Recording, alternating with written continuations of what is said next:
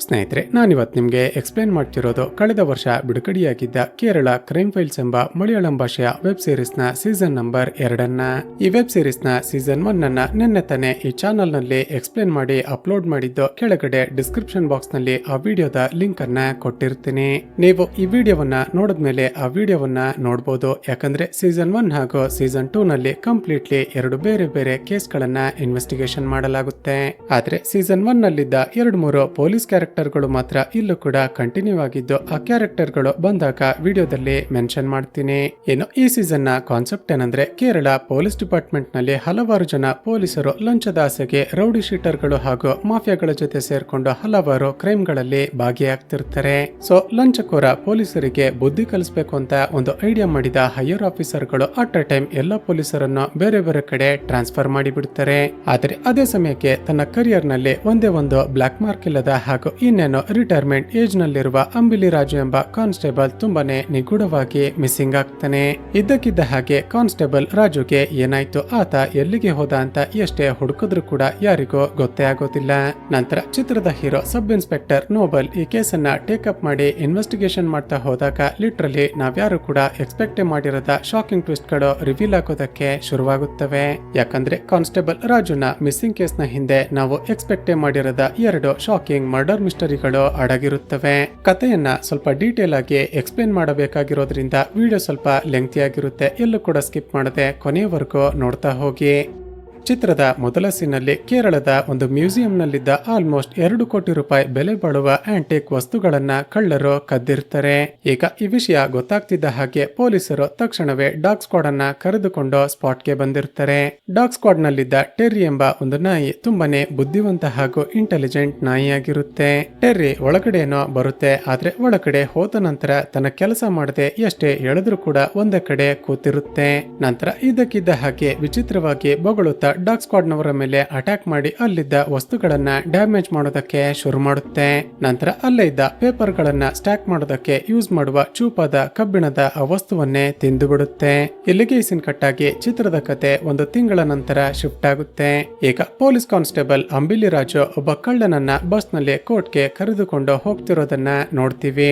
ತುಂಬಾನೇ ಆರೋಗ್ಯಂಟ್ ಆಗಿದ್ದ ಆ ಕಳ್ಳ ನನ್ನ ಕೈಗೆ ಬೇಡಿಯನ್ನ ಯಾಕೆ ಹಾಕಿದ್ದೀರಾ, ಇದನ್ನ ತೆಗೀರಿ ಅಂತ ರಾಜುಗೆ ಬೈಯೋದಕ್ಕೆ ಶುರು ಮಾಡ್ತಾನೆ. ಈಗ ರಾಜು ಅಂದ್ರೆ ಆ ಊರಲ್ಲಿ ಎಲ್ಲರಿಗೂ ಗೊತ್ತಿರುತ್ತೆ. ಯಾಕಂದ್ರೆ ರಾಜು ಒಬ್ಬ ನಿಷ್ಠಾವಂತ ಪೊಲೀಸ್ ಕಾನ್ಸ್ಟೇಬಲ್ ಅಂತ ಎಲ್ಲರೂ ಪರಿಚಯ ಮಾಡಿಕೊಂಡಿರ್ತಾರೆ. ಆ ಕಳ್ಳ ರಾಜುಗೆ ಬೈತಿರೋದನ್ನ ನೋಡಿದ ಬಸ್ ನಲ್ಲಿದ್ದ ಜನಗಳು ಅವನಿಗೆ ಸರಿಯಾಗಿ ಹೊಡೆಯೋದಕ್ಕೆ ಶುರು ಮಾಡ್ತಾರೆ. ರಾಜು ಆ ಕಳ್ಳನನ್ನ ಬಿಡಿಸಿಕೊಳ್ಳದೆ ಹೊಡಿಲಿ ಬಿಡು ಅಂತ ಸುಮ್ಮನೆ ನಗುತ್ತಾ ನಿಂತು ಬಿಡುತ್ತಾನೆ. ನಂತರ ಆ ಕಳ್ಳನನ್ನ ಕರೆದುಕೊಂಡು ಹೋಗಿ ಕೋರ್ಟ್ಗೆ ಸಬ್ಮಿಟ್ ಮಾಡಿ ಹೊರಗಡೆ ಬಂದು ತನ್ನ ಮಗಳಿಗೆ ಕಾಲ್ ಮಾಡ್ತಾನೆ. ಮಗಳೇ, ನೀನು ಹೊಸ ಮೊಬೈಲ್ ಬೇಕು ಅಂತ ಹೇಳಿದ್ದೆ ಅಲ್ವಾ, ರೆಡಿಯಾಗಿರೋ, ನಾನು ಮನೆಗೆ ಬಂದ ನಂತರ ಇಬ್ಬರು ಹೋಗಿ ಮೊಬೈಲ್ ಅನ್ನ ಪರ್ಚೇಸ್ ಮಾಡೋಣ ಅಂತ ಹೇಳ್ತಾನೆ. ನಂತರ ಮುಂದುವರೆದು ಚಂದ್ರಿ ಆಂಟಿ ಮನೆಗೆ ಹೋಗಿ ಅಯ್ಯಪ್ಪನ್ ಮನೆಗೆ ವಾಪಸ್ ಬಂದಿದ್ದಾನೋ ಇಲ್ವೋ ಅಂತ ಚೆಕ್ ಮಾಡು ಅಂತ ಹೇಳ್ತಾನೆ. ರಾಜುನ ಮಗಳು ಚಂದ್ರಿ ಆಂಟಿ ಮನೆ ಅಂತ ಹೇಳ್ತಿದ್ದ ಹಾಗೆ ನಾನು ಹೋಗೋದಿಲ್ಲ ಅಂತ ಹೇಳಿಬಿಡ್ತಾಳೆ.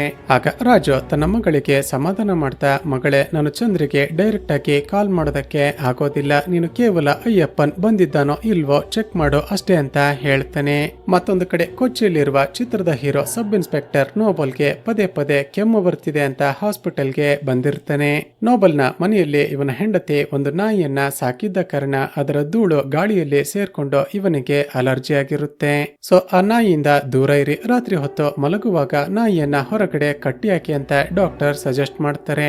ಅದೇ ಸಮಯಕ್ಕೆ ಕೇರಳ ಪೊಲೀಸರು ಲಂಚದ ಆಸೆಗೆ ಕ್ರಿಮಿನಲ್ಸ್ ಗಳ ಜೊತೆ ಶಾಮೀಲಾಗಿದ್ದಾರೆ ಅಂತ ಹೈಯರ್ ಆಫೀಸರ್ ಗಳು ಆಲ್ಮೋಸ್ಟ್ ಎಲ್ಲಾ ಪೊಲೀಸರನ್ನ ಅಟ್ ಅ ಟೈಮ್ ಬೇರೆ ಬೇರೆ ಕಡೆ ಟ್ರಾನ್ಸ್ಫರ್ ಮಾಡ್ತಾರೆ. ಜೊತೆಗೆ ಸೀರಿಯಸ್ ಅಫೆನ್ಸ್ ನಲ್ಲಿ ಭಾಗಿಯಾಗಿದ್ದ ಹಲವಾರು ಜನ ಪೊಲೀಸರನ್ನ ಕೆಲಸದಿಂದ ವಜಾ ಕೂಡ ಮಾಡಿರ್ತಾರೆ. ಹೀಗೆ ನೋಬಲ್ ನನ್ನ ರಾಜು ಕೆಲಸ ಮಾಡ್ತಿದ್ದ ಸ್ಟೇಷನ್ಗೆ ಹಾಗೂ ರಾಜು ನನ್ನ ಅಲ್ಲಿಂದ ಬೇರೊಂದು ಸ್ಟೇಷನ್ಗೆ ಟ್ರಾನ್ಸ್ಫರ್ ಮಾಡಿರ್ತಾರೆ. ಈ ಕಡೆ ರಾಜು ಮತ್ತೊಬ್ಬ ಪೊಲೀಸ್ಗೆ ಕಾಲ್ ಮಾಡಿ ಅಯ್ಯಪ್ಪನ ಮೊಬೈಲ್ ಲೊಕೇಶನ್ ಅನ್ನ ಟ್ರೇಸ್ ಮಾಡೋದಕ್ಕೆ ಹೇಳ್ತಾನೆ. ಚೆಕ್ ಮಾಡಿದ ಆತ ಹೇಳೋದೇನಂದ್ರೆ, ಸರ್, ಅಯ್ಯಪ್ಪನ್ ನಿನ್ನೆ ಬೇರೆ ಊರಿಗೆ ಹೋಗಿ ತುಂಬಾ ಹೊತ್ತಾದ ನಂತರ ಈ ಊರಿಗೆ ವಾಪಸ್ ಬಂದಿದ್ದಾನೆ. ಈಗ ಅಯ್ಯಪ್ಪನ್ ಊರಿಗೆ ವಾಪಸ್ ಬಂದಿದ್ದ ಅಂತ ಕೇಳ್ತಿದ್ದ ಹಾಗೆ ರಾಜುಗೆ ತುಂಬಾನೇ ಶಾಕ್ ಆಗಿರುತ್ತೆ. ಅವನಿಗೆ ವಾಪಸ್ ಬಂದ ನಂತರ ತಕ್ಷಣ ನನ್ನನ್ನ ಕಾಂಟ್ಯಾಕ್ಟ್ ಮಾಡು ಅಂತ ಹೇಳಿದ್ನಲ್ಲ, ಯಾಕೆ ಕಾಂಟ್ಯಾಕ್ಟ್ ಮಾಡ್ಲಿಲ್ಲ ಅಂತ ತುಂಬಾನೇ ತಲೆ ಕೆಡಿಸಿಕೊಳ್ತಾನೆ.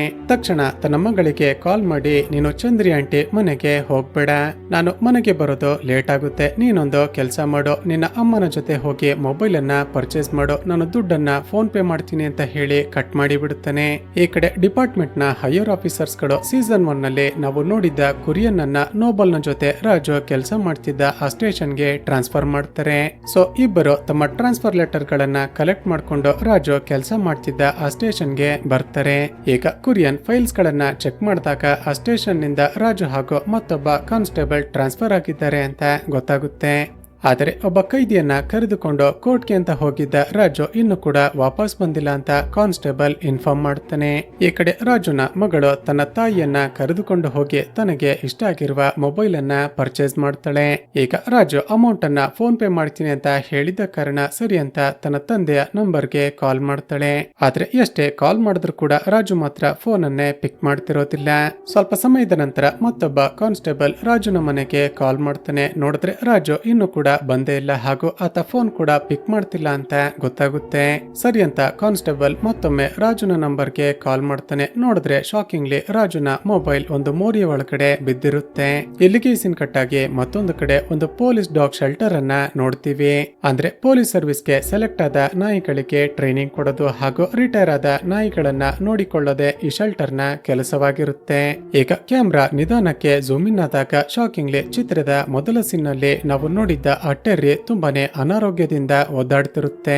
ಒಬ್ಬಳು ಲೇಡಿ ಡಾಕ್ಟರ್ ಟೆರ್ರಿಗೆ ಟ್ರೀಟ್ಮೆಂಟ್ ಅನ್ನ ಕೊಡ್ತಿರ್ತಾಳೆ. ಆದ್ರೆ ದಿನಗಳು ಕಳೆದ ಹಾಗೆ ಟೆರ್ರಿಯ ಆರೋಗ್ಯ ಮತ್ತಷ್ಟು ಹಾಳಾಗ್ತಿರುತ್ತೆ. ಜೊತೆಗೆ ಟೆರ್ರಿಗೆ ಯಾವ ವಸ್ತುವನ್ನ ತಿನ್ಬೇಕು ಯಾವ ವಸ್ತುವನ್ನ ತಿನ್ಬಾರ್ದು ಅನ್ನೋ ಸೆನ್ಸೆ ಹೋಗಿದ್ದ ಕಾರಣ ಅದರ ಬಾಯಿಗೆ ಒಂದು ಮಾಸ್ಕ್ ಅನ್ನ ಹಾಕಿರ್ತಾರೆ. ಸ್ನೇಹಿತರೆ, ಈಗ ಒಂದು ಫ್ಲಾಶ್ ಬ್ಯಾಕ್ ನ ಮೂಲಕ ನಮಗೆ ಗೊತ್ತಾಗೋದೇನಂದ್ರೆ ಕಾನ್ಸ್ಟೇಬಲ್ ರಾಜು ಹುಡುಕ್ತಿದ್ದ ಅಯ್ಯಪ್ಪ ಇದೇ ಡಾಗ್ ಶೆಲ್ಟರ್ ನಲ್ಲೇ ಕೆಲಸ ಮಾಡ್ತಿರ್ತಾನೆ.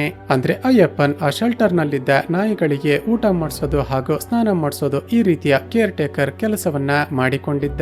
ಈಗ ಕುರಿಯನ್ ಸುನಿಲ್ ಎಂಬ ಕಾನ್ಸ್ಟೇಬಲ್ ಬಳಿ ವಿಚಾರಿಸಿದಾಗ ರಾಜು ತುಂಬಾನೇ ಹಾನೆಸ್ಟ್ ಪೊಲೀಸ್ ಕಾನ್ಸ್ಟೇಬಲ್ ಅಂತ ಗೊತ್ತಾಗುತ್ತೆ. ಜೊತೆಗೆ ಅಚಾನಕ್ ಆಗಿ ಅಥವಾ ಯಾವುದೇ ತಪ್ಪನ್ನೇ ಮಾಡದೆ ಜೈಲಿಗೆ ಹೋಗಿ ಬಂದ ಕೈದಿಗಳಿಗೆ ಹೊರಗಡೆ ಬಂದ ನಂತರ ಜೀವನ ಕಟ್ಟಿಕೊಳ್ಳೋದಕ್ಕೆ ಸಹಾಯ ಮಾಡಿದ್ರು ಅಂತ ಗೊತ್ತಾಗುತ್ತೆ. ಈಗ ಕುರಿಯನ್ ಕೋರ್ಟ್ಗೆ ಹೋದ ನಂತರ ರಾಜು ಎಲ್ಲಿಗೆ ಹೋದ ಅಂತ ವಿಚಾರಿಸಿದಾಗ ಆತ ಪ್ರತಿದಿನ ಸಾಯಂಕಾಲ ಒಂದು ಲಾಟರಿ ಟಿಕೆಟ್ ಅಂಗಡಿಗೆ ಹೋಗ್ತಿದ್ದ ಅಂತ ಗೊತ್ತಾಗಿ ಅಲ್ಲಿಗೆ ಹೋಗ್ತಾರೆ. ಈಗ ವಿಚಾರಿಸಿದಾಗ ಅಂಗಡಿಯವನು ಹೇಳೋದನಂದ್ರೆ, ಸರ್ ಪ್ರತಿದಿನ ರಾಜು ಅವರು ಇಲ್ಲಿಗೆ ಬಂದು ಲಾಟರಿ ಟಿಕೆಟ್ ಅನ್ನ ಪರ್ಚೇಸ್ ಮಾಡ್ತಿದ್ರು. ಆದ್ರೆ ನಿನ್ನೆ ಇಲ್ಲಿಗೆ ಬಂದು ಟಿಕೆಟ್ ಅನ್ನ ಪರ್ಚೇಸ್ ಮಾಡ್ಬೇಕು ಅನ್ನೋಷ್ಟರಲ್ಲೇ ಅವರಿಗೆ ಯಾರದೋ ಕಡೆಯಿಂದ ಕಾಲ್ ಬಂತು. ನಂತರ ಮೊಬೈಲ್ ನಲ್ಲಿ ಏನೋ ಚೆಕ್ ಮಾಡ್ತಾ ಇಲ್ಲಿಂದ ಹೊರಟು ಹೋದ್ರು ಅಂತ ಹೇಳ್ತಾನೆ. ಈಗ ಪೊಲೀಸರು ರಾಜು ಬಗ್ಗೆ ಎನ್ಕ್ವೈರಿ ಮಾಡ್ತಿರೋದನ್ನ ನೋಡಿದ ಒಬ್ಬ ವಯಸ್ಸಾದ ವ್ಯಕ್ತಿ ಒಂದು ಇನ್ಫಾರ್ಮೇಶನ್ ಅನ್ನ ಕೊಡುತ್ತಾನೆ. ಸರ್, ನಿನ್ನೆ ರಾಜು ಅವರು ಯಾವ್ದಾದ್ರು ಗಾಡಿ ಸಿಗುತ್ತಾ ಅಂತ ಕಾಯ್ತಾ ನಿಂತಿದ್ರು. ನಾನು ಡ್ರಾಪ್ ಮಾಡ್ಬೇಕಂತ ಕೇಳ್ದೆ, ಆದ್ರೆ ರಾಜು ಬೇಡ ಅಂತ ಒಂದು ಆಟೋ ಹತ್ಕೊಂಡು ಇಲ್ಲಿಂದ ಹೊರಟು ಹೋದ. ರಾಜು ಹತ್ತಿದ್ದ ಆಟೋದ ಹಿಂದೆ ಒಂದು ಬ್ಲೂ ಕಲರ್ ನ ಕಾರು ಹೋಯ್ತು. ನನ್ಗೆ ಯಾಕೋ ಅದು ಆಟೋವನ್ನೇ ಫಾಲೋ ಮಾಡ್ತಾ ಇತ್ತು ಅಂತ ಅನ್ನಿಸ್ತಿತ್ತು. ಯಾಕಂದ್ರೆ ರಾಜು ಆಟೋ ಹತ್ತವರೆಗೂ ಅಲ್ಲೇ ಇದ್ದ ಕಾರು ನಂತರವೇ ಆಟೋವನ್ನ ಫಾಲೋ ಮಾಡ್ತಾ ಹೋಯ್ತು ಅಂತ ಹೇಳ್ತಾರೆ. ಈಗ ರಾಜು ಯಾವ ಆಟೋದಲ್ಲಿ ಹೋಗಿದ್ನೋ ಆಟೋ ಡ್ರೈವರ್ ನನ್ನ ಫೈಂಡ್ ಔಟ್ ಮಾಡಿ ಎನ್ಕ್ವೈರಿ ಮಾಡ್ತಾರೆ.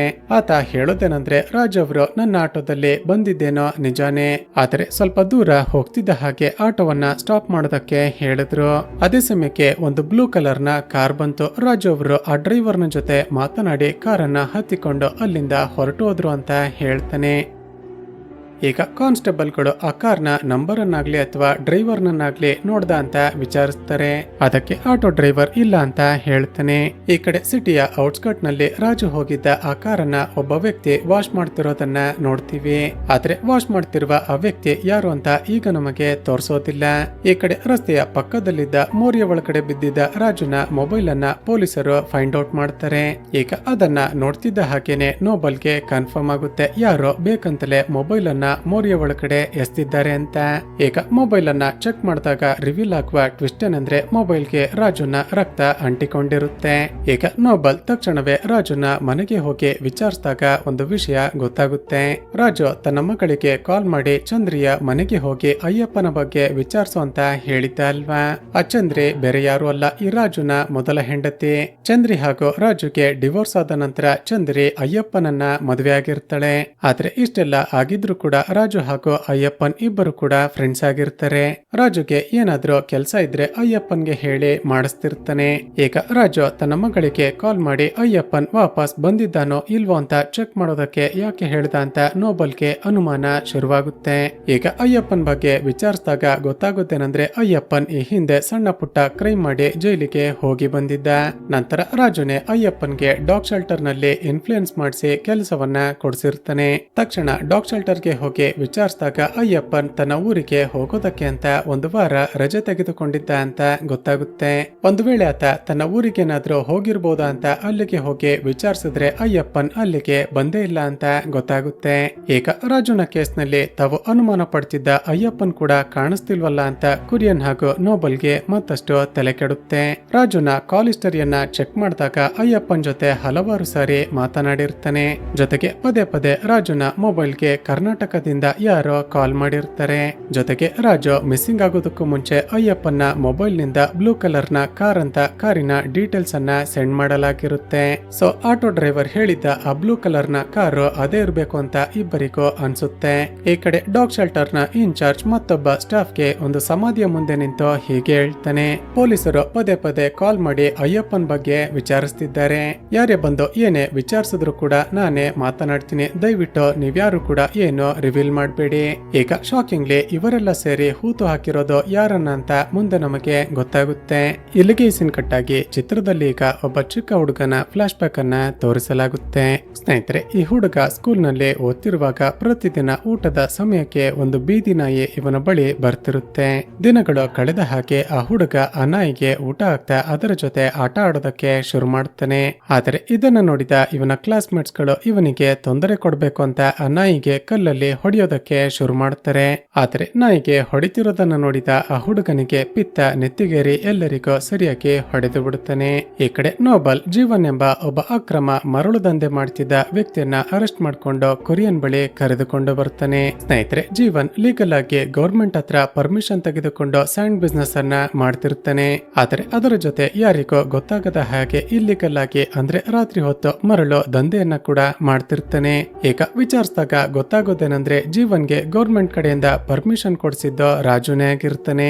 ನಿನಗೆ ಪರ್ಮಿಷನ್ ಕೊಡ್ಸೋದಕ್ಕೆ ರಾಜು ಎಷ್ಟು ಕಮಿಷನ್ ತೆಗೆದುಕೊಂಡ ಅಂತ ವಿಚಾರಿಸ್ತಾರೆ. ಸರ್, ರಾಜು ಸರ್ ಯಾವುದೇ ದುಡ್ಡಿಗೆ ಆಸೆ ಪಡೋದಿಲ್ಲ ಅಂತ ನಿಮ್ಗೂ ಕೂಡ ಗೊತ್ತಿದೆ ಅಲ್ವಾ. ಅದಕ್ಕೆ ನೋಬಲ್ ಕೇಳ್ತಾನೆ, ಸರಿ ನಿನ್ನ ಕಾಲ್ ಹಿಸ್ಟರಿಯನ್ನ ಚೆಕ್ ಮಾಡಿದಾಗ ಕರ್ನಾಟಕದಿಂದ ನಿನಗೆ ಪದೇ ಪದೇ ಕಾಲ್ ಬಂದಿದೆ. ರಾಜುನ ಕಾಲ್ ಹಿಸ್ಟರಿಯನ್ನ ಚೆಕ್ ಮಾಡಿದಾಗ ಅವನಿಗೂ ಕೂಡ ಸೇಮ್ ನಂಬರ್ ನಿಂದ ಪದೇ ಪದೇ ಕಾಲ್ ಬಂದಿದೆ. ಅದಕ್ಕೆ ಜೀವನ್ ಏನನ್ನೋ ಹೇಳ್ತಾನೆ. ಇಲ್ಲಿಗೆ ಸೀನ್ ಕಟ್ಟಾಗಿ ಮತ್ತೊಂದು ಕಡೆ ಸೀಸನ್ 1 ನಲ್ಲಿ ನೋಡಿದ್ದ ಚಿತ್ರದ ಹೀರೋ ಮನೋಜ್ 3 ವ್ಯಕ್ತಿಗಳನ್ನ ಅರೆಸ್ಟ್ ಮಾಡಿರ್ತಾನೆ. ನೋಬಲ್ಗೆ ಕಾಲ್ ಮಾಡಿ ತಕ್ಷಣವೇ ತಾನಿರುವ ಜಾಗಕ್ಕೆ ಬರೋದಕ್ಕೆ ಹೇಳ್ತಾನೆ. ಸ್ನೇಹಿತರೆ, ಈಗ ಗೊತ್ತಾಗೋದೇನು ಅಂದ್ರೆ ಸಬ್ ಇನ್ಸ್ಪೆಕ್ಟರ್ ಮನೋಜ್ ಹಾಗೂ ನೋಬಲ್ ಇಬ್ಬರು ಕೂಡ ಮೊದಲಿನಿಂದಲೇ ಫ್ರೆಂಡ್ಸ್ ಅಂತ. ನೋಬಲ್ ಏನ್ ವಿಷಯ ಅಂತ ವಿಚಾರಿಸಿದಾಗ ಮನೋಜ್ ಒಂದು ಫ್ಲಾಶ್ ಬ್ಯಾಕ್ ಹೇಳೋದಕ್ಕೆ ಶುರು ಮಾಡ್ತಾನೆ. ಸ್ನೇಹಿತರೆ, ನಿನ್ನೆ ರಾತ್ರಿ ಎಂದಿನಂತೆ ಮನೋಜ್ ರೋಡ್ ನಲ್ಲಿ ಬ್ಯಾರಿಕೇಡ್ ಹಾಕಿ ವೆಹಿಕಲ್ಸ್ ಗಳನ್ನ ಚೆಕ್ ಮಾಡ್ತಿರ್ತಾನೆ. ಆಗ ಕರ್ನಾಟಕದ ನಂಬರ್ ಪ್ಲೇಟ್ ಇದ್ದ ಒಂದು ಕಾರನ್ನ ನೋಡಿ ಅದನ್ನ ಚೆಕ್ ಮಾಡ್ತಾನೆ. ಆಗ ಗೊತ್ತಾಗೋದೇನಂದ್ರೆ ಒಬ್ಬ ಕ್ರಿಮಿನಲ್ ನನ್ನ ಅರೆಸ್ಟ್ ಮಾಡೋದಕ್ಕೆ ಅಂತ ಕರ್ನಾಟಕ ಪೊಲೀಸರು ಮಫ್ತಿಯಲ್ಲಿ ಆ ಕಾರ್ನಲ್ಲಿ ಬಂದಿದ್ದಾರೆ ಅಂತ.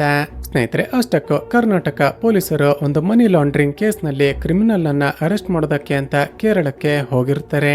ಈಗ ಮನೋಜ್ಗೆ ಕರ್ನಾಟಕ ಪೊಲೀಸರು ಗಾಬರಿಯಾಗಿ ಮಾತನಾಡ್ತಿರೋದನ್ನ ನೋಡಿ ಅನುಮಾನ ಬಂದು ಕಾರ್ನ ಒಳಗಡೆ ಹೋಗಿ ಚೆಕ್ ಮಾಡಿದ್ರೆ ಶಾಕಿಂಗ್ಲಿ 30 ಲಕ್ಷ ರೂಪಾಯಿ ದುಡ್ಡಿರುವ ಬ್ಯಾಗ್ ಸಿಗುತ್ತೆ.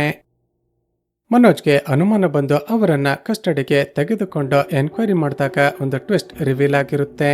ಅಲ್ಲಿದ್ದ 30 ಲಕ್ಷದಲ್ಲಿ 20 ಲಕ್ಷವನ್ನ ಜೀವನ್ ಕೊಟ್ಟಿದ್ರೆ ಇನ್ನು 10 ಲಕ್ಷ ರೂಪಾಯಿನ ಕಾನ್ಸ್ಟೇಬಲ್ ರಾಜು ಕೊಟ್ಟಿರುತ್ತಾನೆ. ಸ್ನೇಹಿತರೆ, ಅಷ್ಟಕ್ಕೂ ರಾಜು ಯಾಕೆ ಅಷ್ಟೊಂದು ದುಡ್ಡನ್ನ ಪೊಲೀಸರಿಗೆ ಕೊಟ್ಟಿದ್ದ ಅಂತ ಮುಂದೆ ನಮಗೆ ಗೊತ್ತಾಗುತ್ತೆ. ಈಗ ನೋಬಲ್ಗೆ ಲಂಚವನ್ನೇ ಪಡೆಯದ ರಾಜು ಬಳಿ 10 ಲಕ್ಷ ರೂಪಾಯಿ ದುಡ್ಡು ಹೇಗೆ ಬಂತು ಅಂತ ತುಂಬಾನೇ ತಲೆ ಕೆಡುತ್ತೆ. ಸ್ನೇಹಿತರೆ, ಈಗ ವಿಚಾರಿಸಿದಾಗ ಗೊತ್ತಾಗೋದೇನು ಅಂದ್ರೆ ರಾಜು ಜೀವನ್ಗೆ ತನಗೆ ಸಹಾಯ ಮಾಡಿದ್ದ ಅಲ್ವಾ. ಕರ್ನಾಟಕ ಪೊಲೀಸರು ಮನಿ ಲಾಂಡ್ರಿಂಗ್ ಕೇಸ್ನಲ್ಲಿ ಜೀವನ್ ಬಗ್ಗೆ ಎನ್ಕ್ವೈರಿ ಮಾಡಿದಾಗ ಅವನಿಗೆ ಕಾನ್ಸ್ಟೇಬಲ್ ರಾಜು ಕೂಡ ಸಹಾಯ ಮಾಡಿದ್ದ ಅಂತ ಗೊತ್ತಾಗಿ ಹುಡುಕಿಕೊಂಡು ಬಂದಿರ್ತಾರೆ. ಈಗ ಇನ್ನೇನೋ ರಿಟೈರ್ ಆಗಬೇಕಾಗಿರುವ ರಾಜುನನ್ನ ಈ ಕೇಸ್ನಲ್ಲಿ ಅರೆಸ್ಟ್ ಮಾಡಿದ್ರೆ ಅವನ ಕೆಲಸ ಹೋಗೋದ್ರ ಜೊತೆಗೆ ಅವನಿಗೆ ಬರುವ ಪೆನ್ಷನ್ ಕೂಡ ಹೊರಟೋಗುತ್ತೆ. ಈಗ ಈ ಕೇಸ್ನಿಂದ ನಿಮ್ಮ ಹೆಸರನ್ನ ಡ್ರಾಪ್ ಮಾಡಬೇಕು ಅಂದ್ರೆ ತಕ್ಷಣವೇ 10 ಲಕ್ಷ ರೂಪಾಯಿ ಕ್ಯಾಶ್ ಕೊಡಿ ಅಂತ ಲಂಚ ಕೇಳಿರ್ತಾರೆ. ಈಗ ಇಷ್ಟು ವರ್ಷ ಒಂದೇ ₹1 ಲಂಚ ಪಡೆಯದೆ ಕೆಲಸ ಮಾಡಿರುವ ತನ್ನ ಕೆಲಸ ಹೋದ್ರೆ ಬರಬೇಕಾಗಿರುವ ಪೆನ್ಷನ್ ಕೂಡ ಬರೋದಿಲ್ಲ. ಈಗೇನ್ ಮಾಡೋದು ಅಂತ ಯೋಚನೆ ಮಾಡಿದ ರಾಜು ಕೊನೆಗೆ ಕರ್ನಾಟಕ ಪೊಲೀಸರ ಬಳಿ ಸ್ವಲ್ಪ ಟೈಮ್ ಅನ್ನ ಪಡೆದುಕೊಂಡು 10 ಲಕ್ಷ ರೂಪಾಯಿ ಅಡ್ಜಸ್ಟ್ ಮಾಡಿ ಕೊಟ್ಟಿರ್ತಾನೆ. ಹೀಗೆ ಪೊಲೀಸರು ಜೀವನ್ ಬಳಿಯಿಂದ 20 ಲಕ್ಷ ಹಾಗೂ ರಾಜು ಬಳಿಯಿಂದ 10 ಲಕ್ಷ ರೂಪಾಯಿ ಕಲೆಕ್ಟ್ ಮಾಡಿಕೊಂಡು ವಾಪಸ್ ಹೋಗ್ತಿರುವಾಗ ಮನೋಜ್ ಅರೆಸ್ಟ್ ಮಾಡಿರ್ತಾನೆ. ಇಲ್ಲಿಗೆ ಸೀನ್ ಕಟ್ಟಾಗಿ ಮರುದಿನ ಬೆಳಗ್ಗೆ ಕಾರ್ಪೊರೇಷನ್ ಅವರು ಎಂದಿನಂತೆ ಕಸ ಗುಡಿಸ್ತಿರುವಾಗ ಒಂದು ಕತ್ತರಿಸಿರುವ ಬೆರಳು ಬಿದ್ದಿರೋದನ್ನ ನೋಡಿ ತುಂಬಾನೇ ಹೆದರಿಕೊಳ್ತಾರೆ. ತಕ್ಷಣ ಪೊಲೀಸರಿಗೆ ಕಾಲ್ ಮಾಡಿ ಇನ್ಫಾರ್ಮ್ ಮಾಡ್ತಾರೆ ಹಾಗೂ ಇಲ್ಲಿಗೆ ಈ ಸೀನ್ ಕಟ್ ಆಗುತ್ತೆ. ಈ ಕಡೆ ಕುರಿಯನ್ ಹಾಗೂ ನೋಬಲ್ ಅಯ್ಯಪ್ಪನ ಹೆಂಡತಿಯಾಗಿರುವ ಚಂದ್ರಿಯನ್ನ ಸ್ಟೇಷನ್ಗೆ ಕರೆದುಕೊಂಡು ಬಂದು ಎನ್ಕ್ವೈರಿ ಮಾಡ್ತಿರ್ತಾರೆ. ಈಗ ಚಂದ್ರಿ ಹೇಳೋದೇನಂದ್ರೆ, ಸರ್, ಕೆಲವು ದಿನಗಳ ಹಿಂದೆ ರಾಜು ನಮ್ಮ ಮನೆಗೆ ಬಂದಿದ್ದ. ನನ್ನ ಗಂಡ ಅಯ್ಯಪ್ಪನ್ಗೆ ಒಂದು ಕೇಸ್ನಲ್ಲಿ ಕರ್ನಾಟಕ ಪೊಲೀಸರು ತನಗೆ 10 ಲಕ್ಷ ರೂಪಾಯಿ ಕೊಡು ಅಂತ ಬ್ಲಾಕ್ ಮೇಲ್ ಮಾಡ್ತಿರೋದನ್ನ ಹೇಳ್ದ. ನಂತರ ಮುಂದುವರೆದು ಅಯ್ಯಪ್ಪನ್ ನೀನೆ ನನ್ಗೆ ಸಹಾಯ ಮಾಡಬೇಕು ಅಂತ ಸೀಕ್ರೆಟ್ ಆಗಿ ಇಬ್ಬರು ಏನನ್ನೋ ಮಾತನಾಡಿಕೊಂಡ್ರು. ಬರುವ ದುಡ್ಡಲ್ಲಿ 10 ಲಕ್ಷ ನನಗೆ ಕೊಟ್ಟು ಮಿಕ್ಕ ದುಡ್ಡನ್ನ ನೀನೆ ಇಟ್ಕೋ ಅಂತ ನನ್ನ ಗಂಡನಿಗೆ ಹೇಳ್ತಿದ್ದ. ಸರ್, ರಾಜು ಹಾಗೂ ನನ್ನ ಗಂಡ ಯಾವುದರ ಬಗ್ಗೆ ಮಾತನಾಡ್ತಿದ್ರು ಅಂತ ನನಗೆ ಅರ್ಥನೇ ಆಗ್ಲಿಲ್ಲ. ಮರುದಿನವೇ ನನ್ನ ಗಂಡ ಒಂದು ಕೆಲ್ಸ ಇದೆ ಅಂತ ಬೇರೆ ಊರಿಗೆ ಹೋದ. ಆದ್ರೆ ಇದುವರೆಗೂ ವಾಪಸ್ ಬಂದೇ ಇಲ್ಲ. ಮತ್ತೊಂದು ಕಡೆ ಪೊಲೀಸರಿಗೆ ಒಂದು ರೈಲ್ವೆ ಸ್ಟೇಷನ್ ನ ಹೊರಗಡೆ ತಾವು ಹುಡುಕ್ತಿರುವ ಆ ಬ್ಲೂ ಕಲರ್ ನ ಕಾರು ಸಿಗುತ್ತೆ. ನೋಬಲ್ ತಕ್ಷಣವೇ ಆ ಕಾರ್ ನ ಓನರ್ ನ ಡೀಟೇಲ್ಸ್ ಗಳನ್ನ ಕಲೆಕ್ಟ್ ಮಾಡಿಕೊಳ್ಳೋದಕ್ಕೆ ಹೇಳ್ತಾನೆ. ಈ ಕಡೆ ಕಸ ಗುಡಿಸ್ತಿರುವಾಗ ಕಾರ್ಪೊರೇಷನ್ ಮಹಿಳೆಯರಿಗೆ ಕತ್ತರಿಸಿದ ಬೆರಳು ಸಿಕ್ಕಿದೆ ಅಂತ ಗೊತ್ತಾಗಿ ತಕ್ಷಣವೇ ಅಲ್ಲಿಗೆ ಬರ್ತಾನೆ. ಯಾವುದಕ್ಕೋ ಇರ್ಲಿ ಅಂತ ಆ ಬೆರಳಿನ DNA ಟೆಸ್ಟ್ ಮಾಡಿದಾಗ ರಿವೀಲ್ ಆಗುವ ಟ್ವಿಸ್ಟ್ ಏನಂದ್ರೆ, ಶಾಕಿಂಗ್ಲಿ ಆ ಬೆರಳು ಮಿಸ್ಸಿಂಗ್ ಆಗಿರುವ ಕಾನ್ಸ್ಟೇಬಲ್ ರಾಜುನದ್ದೇ. ಈಗ ಶಾಕ್ ಆದ ನೋಬಲ್ ಅಷ್ಟಕ್ಕೂ ರಾಜುನ ಕತ್ತರಿಸಿದ ಬೆರಳು ಆ ಜಾಗಕ್ಕೆ ಹೇಗೆ ಬಂತು ಅಂತ ಆ ಏರಿಯಾದ CCTV ಫುಟೇಜ್ ಅನ್ನ ಚೆಕ್ ಮಾಡಿಸ್ತಾನೆ. ಆಗ ಗೊತ್ತಾಗೋದೇನು ಅಂದ್ರೆ ಅದನ್ನ ಅಲ್ಲಿಗೆ ತಂದು ಹಾಕಿದ್ದು ಯಾವುದೇ ಮನುಷ್ಯ ಅಲ್ಲ, ಬದಲಿಗೆ ಒಂದು ಬೀದಿ ನಾಯಿ ಎಲ್ಲಿಂದಲೋ ರಾಜುನ ಡೆಡ್ ಬಾಡಿಯ ಮಾಂಸವನ್ನ ತಿಂದು ಅಲ್ಲಿಗೆ ಬಂದು ಅವನ ಬೆರಳನ್ನ ವಾಂತಿ ಮಾಡಿರುತ್ತೆ. ಈಗ ಒಂದು ಐಡಿಯಾ ಮಾಡಿದ ನೋಬಲ್ ತಕ್ಷಣವೇ ಆ ನಾಯಿ ಯಾವ ಜಾಗದಲ್ಲಿ ರಾಜುನ ಡೆಡ್ ಬಾಡಿಯ ಮಾಂಸವನ್ನ ತಿಂದಿತ್ತು ಅಂತ ಸುತ್ತಮುತ್ತ ಏರಿಯಾದ CCTV ಫುಟೇಜ್ ಅನ್ನ ಚೆಕ್ ಮಾಡಿಸ್ತಾನೆ. ಹೀಗೆ ಒಂದೊಂದೇ ಫುಟೇಜ್ ಅನ್ನ ಫಾಲೋ ಮಾಡ್ತಾ ಹೋದಾಗ ಆ ನಾಯಿ ಕ್ಲೋಸ್ ಆಗಿರುವ ಒಂದು ಹಳೆಯ ಸ್ಟೇಡಿಯಂ ನ ಒಳಗಡೆಯಿಂದ ಹೊರಗಡೆ ಬರುತ್ತಿರೋದು ರೆಕಾರ್ಡ್ ಆಗಿರುತ್ತೆ. ಇಲ್ಲಿಗೆ ಸೀನ್ ಕಟ್ಟಾಗಿ ಮರುದಿನ ಬೆಳಿಗ್ಗೆ ನೋಬಲ್ ಫಾರೆನ್ಸಿಕ್ ಎಕ್ಸ್ಪರ್ಟ್ ಗಳನ್ನ ಪಾಳು ಬಿದ್ದಿರುವ ಆ ಸ್ಟೇಡಿಯಂಗೆ ಕರೆದುಕೊಂಡು ಹೋಗಿ ಚೆಕ್ ಮಾಡಿಸ್ತಾನೆ. ಚೆಕ್ ಮಾಡಿದಾಗ ಅಲ್ಲಲ್ಲಿ ರಕ್ತದ ಗುರುತುಗಳು ಹಾಗೂ ಮಾಂಸದ ತುಂಡುಗಳು ಬಿದ್ದಿರುತ್ತವೆ. ಈ ಕಡೆ ಪೊಲೀಸರಿಗೆ ಸಿಕ್ಕಿರುವ ಆ ಬ್ಲೂ ಕಲರ್ ನ ಕಾರು ಆಗಸ್ಟಿನ್ ಎಂಬ ವ್ಯಕ್ತಿದ್ದು ಅಂತ ಗೊತ್ತಾಗಿ ತಕ್ಷಣವೇ ಅವನ ಮನೆಗೆ ಹೋಗ್ತಾರೆ. ಈಗ ಆಗಸ್ಟಿನ್ ಅನ್ನ ಹೆದರಿಸಿ ಅಯ್ಯಪ್ಪನ್ ಹಾಗೂ ರಾಜು ಯಾರು ಅಂತ ಗೊತ್ತಾ ಅಂತ ವಿಚಾರಿಸಿದಾಗ ಒಂದು ಫ್ಲಾಶ್ ಬ್ಯಾಕ್ ಹೇಳೋದಕ್ಕೆ ಶುರು ಮಾಡ್ತಾನೆ. ಸ್ನೇಹಿತರೆ, ಹಲವು ವರ್ಷಗಳ ಹಿಂದೆ ಈ ಆಗಸ್ಟಿನ್ ಕೂಡ ಒಬ್ಬ ಕಳ್ಳ ಆಗಿದ್ದು ಅಯ್ಯಪ್ಪನ ಜೊತೆಯಲ್ಲಿ ಅವನ ಗ್ಯಾಂಗ್ ನಲ್ಲೇ ಕೆಲಸ ಮಾಡ್ತಿರ್ತಾನೆ. ನಂತರ ಕಳ್ಳತನ ಸ್ಟಾಪ್ ಮಾಡಿ ಈ ಊರಿಗೆ ಬಂದು ಮದುವೆಯಾಗಿ ಸೆಟಲ್ ಆಗಿರ್ತಾನೆ. ಆದ್ರೆ ಇಷ್ಟು ವರ್ಷಗಳ ನಂತರ ರೀಸೆಂಟ್ ಆಗಿ ಅಯ್ಯಪ್ಪನ್ ಇವನಿಗೆ ಕಾಲ್ ಮಾಡಿ ಸ್ವಲ್ಪ ಕೆಲಸ ಇರೋದ್ರಿಂದ ನಿನ್ನ ಕಾರ್ ಕೊಡ್ತೀಯಾ ಅಂತ ರಿಕ್ವೆಸ್ಟ್ ಮಾಡಿರ್ತಾನೆ. ಈಗ ಅಯ್ಯಪ್ಪನ್ ತನಗೆ ಫ್ರೆಂಡ್ ಆಗಿದ್ದ ಕಾರಣ ಆಗಸ್ಟಿನ್ ಸರಿ ಅಂತ ತನ್ನ ಬ್ಲೂ ಕಲರ್ ನ ಆ ಕಾರನ್ನ ಕೊಟ್ಟಿರ್ತಾನೆ. ಆದ್ರೆ ಅಯ್ಯಪ್ಪನ್ ಮರುದಿನ ಬೆಳಿಗ್ಗೆ ಕಾಲ್ ಮಾಡಿ ಆಗಸ್ಟಿನ್ 2 ದಿನಗಳ ನಂತರ ಪೊಲೀಸ್ ಸ್ಟೇಷನ್ಗೆ ಹೋಗಿ ನಿನ್ನ ಕಾರು ಕಳ್ಳತನ ಆಗಿದೆ ಅಂತ ಕಂಪ್ಲೇಂಟ್ ಕೊಡು, ನಿನ್ನ ಕಾರನ್ನ ಸಿಟಿಯ ಔಟ್ಸ್ಕಟ್ ನಲ್ಲಿ ಎಲ್ಲಾದ್ರೂ ಪಾರ್ಕ್ ಮಾಡಿರ್ತೀನಿ ಅಂತ ಹೇಳಿರ್ತಾನೆ. ಆಗಸ್ಟಿನ್ಗೆ ಭಯ ಆಗಿ ಯಾಕೆ ಏನಾಯ್ತು ಅಂತ ಕೇಳೋಷ್ಟರಲ್ಲಿ ಅಯ್ಯಪ್ಪನ್ ಕಾಲ್ ಅನ್ನ ಕಟ್ ಮಾಡಿರ್ತಾನೆ. ಇದರರ್ಥ ಅಯ್ಯಪ್ಪನ್ ತನ್ನ ಕಾರನ್ನ ತೆಗೆದುಕೊಂಡು ಹೋದ ನಂತರ ಏನಾಯ್ತು ಅಂತ ಆಗಸ್ಟಿನ್ಗೆ ಗೊತ್ತೇ ಇರೋದಿಲ್ಲ. ಯಾವುದಕ್ಕೂ ಇರ್ಲಿ, ತಾನು ಸೇಫ್ ಆಗ್ಬೇಕು ಅಂತ 2 ದಿನಗಳ ನಂತರ ಸ್ಟೇಷನ್ಗೆ ಹೋಗಿ ತನ್ನ ಕಾರು ಕಳ್ಳತನ ಆಗಿದೆ ಅಂತ ಕಂಪ್ಲೇಂಟ್ ಕೊಟ್ಟಿರ್ತಾನೆ. ಈಗ ನೋಬಲ್, ಸರಿ, ನೀವಿಬ್ರು ಈ ಹಿಂದೆ ಕಳ್ಳತನ ಮಾಡ್ತಿದ್ದಾಗ ಕದ್ದಿರುವ ವಸ್ತುಗಳನ್ನ ಯಾರಿಗೆ ಸೇಲ್ ಮಾಡ್ತಿದ್ರಿ ಅಂತ ವಿಚಾರಿಸ್ತಾನೆ. ಅದಕ್ಕೆ ಆಗಸ್ಟಿನ್ ಸದ್ಯ ಜೈಲಿನಲ್ಲಿ ಶಿಕ್ಷೆ ಅನುಭವಿಸುತ್ತಿರುವ ಒಬ್ಬ ವಯಸ್ಸಾಗಿರುವ ಸ್ಮಗ್ಲರ್ ಬಗ್ಗೆ ಇನ್ಫಾರ್ಮೇಶನ್ ಕೊಡ್ತಾನೆ. ತಕ್ಷಣ ಪೊಲೀಸರು ತಮಿಳುನಾಡು ಜೈಲಿನಲ್ಲಿ ಶಿಕ್ಷೆ ಅನುಭವಿಸುತ್ತಿರುವ ಸ್ಮಗ್ಲರ್ ಸೆಲ್ವರಾಜ್ ಬಳಿ ಬರ್ತಾರೆ. ಈಗ ವಿಚಾರಿಸಿದಾಗ ಈತ ಹೇಳೋದೇನಂದ್ರೆ, ಹೌದು, ಕೆಲವು ದಿನಗಳ ಹಿಂದೆ ತಾನು ಕದ್ದಿರುವ ವಸ್ತುವನ್ನ ಸೇಲ್ ಮಾಡೋದಕ್ಕೆ ಅಯ್ಯಪ್ಪನ್ ಇಲ್ಲಿಗೆ ಬಂದಿದ್ದ. ಆತ ತಂದಿದ್ದು ಒಂದು ಆಂಟಿಕ್ ಪೀಸ್ ಆಗಿದ್ದ ಕಾರಣ ಅದಕ್ಕೆ ಸುಮಾರು 15ರಿಂದ 20 ಲಕ್ಷ ರೂಪಾಯಿ ದುಡ್ಡು ಸಿಕ್ತು ಅಂತ ಹೇಳ್ತಾನೆ. ಈ ಕಡೆ ಆ ಡಾಗ್ ಶೆಲ್ಟರ್ ನ ಇನ್ಚಾರ್ಜ್ ಹೆದರಿಕೊಳ್ಳುತ್ತಲೇ ಪೊಲೀಸ್ ಸ್ಟೇಷನ್ಗೆ ಬಂದು ಒಂದು ಫ್ಲಾಶ್ ಬ್ಯಾಕ್ ಅನ್ನ ಹೇಳ್ತಾನೆ. ಸ್ನೇಹಿತರೆ, ಪೊಲೀಸ್ ಡಾಗ್ ಆಗಿರುವ ಟೆರ್ರಿಗೆ ಹುಷಾರಿಲ್ಲ ಅಂತ ಇವನ ಡಾಗ್ ಶೆಲ್ಟರ್ ನಲ್ಲೇ ಟ್ರೀಟ್ಮೆಂಟ್ ಅನ್ನ ಕೊಡ್ತಿದ್ರು ಅಲ್ವಾ. ಯಾರೋ ಇಲ್ಲದಿರುವ ಸಮಯದಲ್ಲಿ ಅಯ್ಯಪ್ಪನ್ ಟೆರ್ರಿಯನ್ನ ಲಾಕ್ ಮಾಡಿದ್ದ ಸೆಲ್ ಅನ್ನ ಓಪನ್ ಮಾಡಿ ಒಳಗಡೆ ಹೋಗಿ ಏನೋ ಮಾಡ್ತಿರೋದನ್ನ ಒಬ್ಬ ಕೇರ್ ಟೇಕರ್ ಅಬ್ಸರ್ವ್ ಮಾಡ್ತಾನೆ. ಕೇರ್ ಟೇಕರ್ ಅಲ್ಲಿಗೆ ಬಂದ ಅಂತ ಗೊತ್ತಾಗ್ತಿದ್ದ ಹಾಗೆ ಅಯ್ಯಪ್ಪನ್ ತಕ್ಷಣವೇ ಎಸ್ಕೇಪ್ ಆಗ್ತಾನೆ. ಈಗ ಅನುಮಾನ ಬಂದು ತಕ್ಷಣವೇ ಟೆರ್ರಿಯ ಸೆಲ್ಗೆ ಹೋಗಿ ನೋಡಿದ್ರೆ ಶಾಕಿಂಗ್ಲಿ ಟೆರ್ರಿಯನ್ನ ಕೊಲೆ ಮಾಡಿ ಅದರ ಹೊಟ್ಟೆಯನ್ನ ಓಪನ್ ಮಾಡಿರ್ತಾನೆ. ಈಗ ಅಷ್ಟಕ್ಕೂ ಅಯ್ಯಪ್ಪನ್ ಯಾಕೆ ಟೆರ್ರಿಯನ್ನ ಕೊಲೆ ಮಾಡ್ದ ಅಂತ ಅಲ್ಲಿದ್ದ ಸ್ಟಾಫ್ಗೆ ತುಂಬಾನೇ ಶಾಕ್ ಆಗಿರುತ್ತೆ. ಈಗ ಈ ವಿಷಯ ತಮ್ಮ ಹೈಯರ್ ಆಫೀಸರ್ಸ್ ಗಳಿಗೆ ಗೊತ್ತಾದ್ರೆ ಖಂಡಿತ ನಮ್ಮೆಲ್ಲರ ಕೆಲಸ ಕೂಡ ಹೋಗುತ್ತೆ.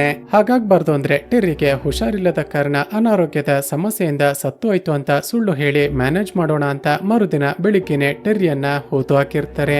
ಈಗ ಇನ್ಚಾರ್ಜ್ ನ ಮಾತುಗಳನ್ನ ಕೇಳಿದ ಕುರಿಯನ್ ಹಾಗೂ ನೋಬಲ್ಗೆ ಅಷ್ಟಕ್ಕೂ ಅಯ್ಯಪ್ಪನ್ ಯಾಕೆ ಟೆರ್ರಿಯನ್ನ ಕೊಲೆ ಮಾಡ್ದ ಅಂತ ಮತ್ತಷ್ಟು ತಲೆ ಕೆಡುತ್ತೆ. ಅದೇ ಸಮಯಕ್ಕೆ ಗಾಬರಿಯಾಗಿ ಅಲ್ಲಿಗೆ ಬಂದ ಒಬ್ಬ ಸಬ್ ಇನ್ಸ್ಪೆಕ್ಟರ್ ಇವರಿಗೆ ಮತ್ತೊಂದು ಶಾಕಿಂಗ್ ಟ್ವಿಸ್ಟ್ ಅನ್ನ ರಿವೀಲ್ ಮಾಡ್ತಾನೆ. ಸ್ನೇಹಿತರೆ, ಸ್ಟೇಡಿಯಂ ನಲ್ಲಿ ಸಿಕ್ಕಿದ್ದ ಬ್ಲಡ್ ಸ್ಯಾಂಪಲ್ ಅನ್ನ ಚೆಕ್ ಮಾಡಿದಾಗ ಶಾಕಿಂಗ್ಲಿ ರಾಜುನ ಬ್ಲಡ್ ಸ್ಯಾಂಪಲ್ ನ ಜೊತೆ ಅಯ್ಯಪ್ಪನ ಬ್ಲಡ್ ಸ್ಯಾಂಪಲ್ ಕೂಡ ಸಿಕ್ಕಿರುತ್ತೆ. ಹಾಗಾದ್ರೆ ರಾಜುನ ಕೇಸ್ ನಲ್ಲಿ ತಾವು ಹುಡುಕ್ತಿರುವ ಅಯ್ಯಪ್ಪನ್ ಕೂಡ ಕೊಲೆಯಾಗಿ ಹೋದ್ನ ಅಂತ ಎಲ್ಲರಿಗೂ ಮತ್ತಷ್ಟು ಶಾಕ್ ಆಗುತ್ತೆ. ಈಗ ಕೊಲೆಯಾಗಿರುವ ಆ ನಾಯಿ ಟೆರ್ರಿ ಬಗ್ಗೆ ಎನ್ಕ್ವೈರಿ ಮಾಡಿದಾಗ ಅದು ಮ್ಯೂಸಿಯಂಗೆ ಹೋಗಿದ್ದಾಗ ವಿಚಿತ್ರವಾಗಿ ಬಿಹೇವ್ ಮಾಡಿದ್ರ ಬಗ್ಗೆ, ನಂತರ ಡಾಕ್ಟರ್ಸ್ ಗಳು ಚೆಕ್ಅಪ್ ಮಾಡಿದಾಗ ಟೆರ್ರಿಗೆ ಅಲ್ಝೈಮರ್ ಕಾಯಿಲೆ ಶುರುವಾಗಿದೆ ಅಂತ ಕನ್ಫರ್ಮ್ ಆಗಿರುತ್ತೆ. ಅಂದ್ರೆ ಟೆರ್ರಿ ತನ್ನನ್ನ ನೋಡಿಕೊಳ್ತಿದ್ದ ಡಾಗ್ ಸ್ಕ್ವಾಡ್ ನ ಸ್ಟಾಫ್ ಅನ್ನೇ ಮರೆತು ಅವರಿಗೇನೆ ಬೊಗಳೋದಕ್ಕೆ ಶುರು ಮಾಡಿರುತ್ತೆ. ನಂತರ ತಾನು ಏನನ್ನ ತಿನ್ಬೇಕು ಏನನ್ನ ತಿನ್ಬಾರ್ದು ಅನ್ನೋದನ್ನೇ ಮರೆತು ಸಿಕ್ಕ ಕಬ್ಬಿಣದ ವಸ್ತುಗಳನ್ನೆಲ್ಲ ತಿನ್ನೋದಕ್ಕೆ ಶುರು ಮಾಡಿರುತ್ತೆ. ಈಗ ವೆಟರ್ನರಿ ಡಾಕ್ಟರ್ಲನ್ನ ವಿಚಾರಿಸಿದಾಗ ಆಕೆ ಕೂಡ ಎಲ್ಲವನ್ನ ಎಕ್ಸ್ಪ್ಲೇನ್ ಮಾಡ್ತಾಳೆ. ಸರ್, ಮ್ಯೂಸಿಯಂ ನ ಇನ್ಸಿಡೆಂಟ್ ನ ನಂತರ ಟೆರ್ರಿಯ ಆರೋಗ್ಯ ದಿನೇ ದಿನೇ ತುಂಬಾನೇ ಹಾಳಾಗೋದಕ್ಕೆ ಶುರುವಾಯಿತು. ನನಗೆ ಅನುಮಾನ ಬಂದು ಎಕ್ಸ್ರೇ ಮಾಡಿದಾಗ ಟೆರ್ರಿಯ ಹೊಟ್ಟೆ ಒಳಗಡೆ ಹಲವಾರು ಕಬ್ಬಿಣದ ಹಾಗೂ ಬೇರೆ ಬೇರೆ ವಸ್ತುಗಳು ಇದೆ ಅಂತ ಗೊತ್ತಾಯಿತು. ಮತ್ತಷ್ಟು ಚೆಕ್ ಮಾಡಿದಾಗ ಟೆರ್ರಿಯ ಹೊಟ್ಟೆ ಒಳಗಡೆ ಒಂದು ರಿಂಗ್ ರೀತಿಯ ವಸ್ತು ಕೂಡ ಪತ್ತೆಯಾಗಿತ್ತು. ನನಗೆ ಅನುಮಾನ ಬಂದು ತಕ್ಷಣವೇ ಮ್ಯೂಸಿಯಂ ನಲ್ಲಿ ಮಿಸ್ಸಿಂಗ್ ಆಗಿರುವ ವಸ್ತುಗಳ ಲಿಸ್ಟ್ ಅನ್ನ ಚೆಕ್ ಮಾಡಿದೆ.